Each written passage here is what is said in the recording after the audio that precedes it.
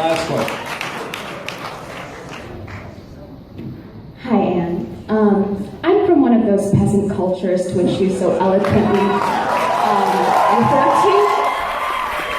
Although my great-grandparents had PhDs, so thank you for, putting me in that category as well as most of the people in this room. Thank you very much. My question to you is, when you say just drop nukes and daisy cutters and all this bullshit on people who live, people who are on this planet, human beings, what makes you different? What differentiates you from ISIS and Daesh and Wahhabism and all this bullshit?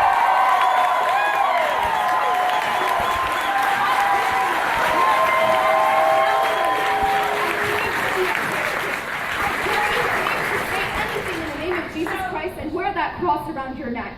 How dare you? Why are you here?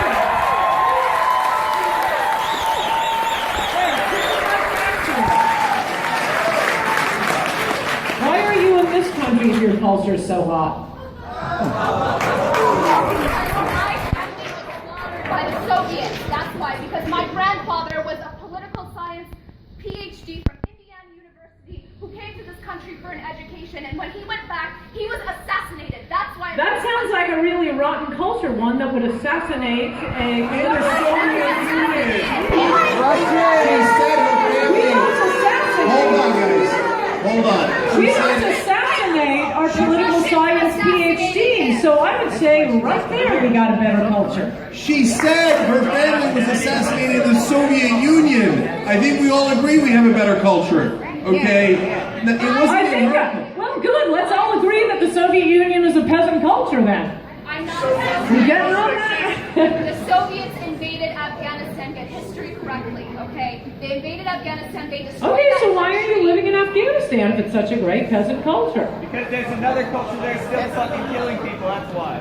Right. That's not a good culture. And you didn't answer her I don't know if question. you... So it's a nice effort at deflection, but don't...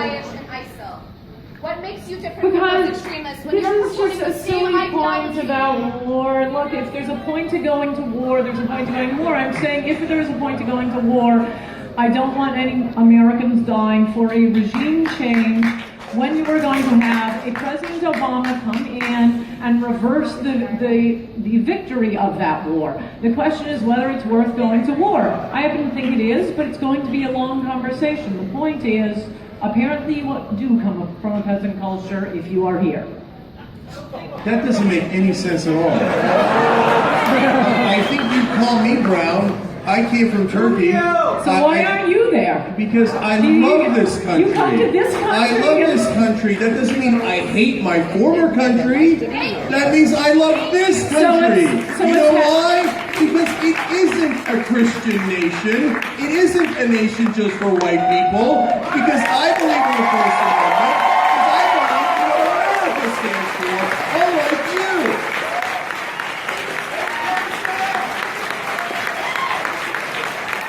Well, it is a Christian nation. It's not a country just for white people, but it was a country created by white people. And the only way to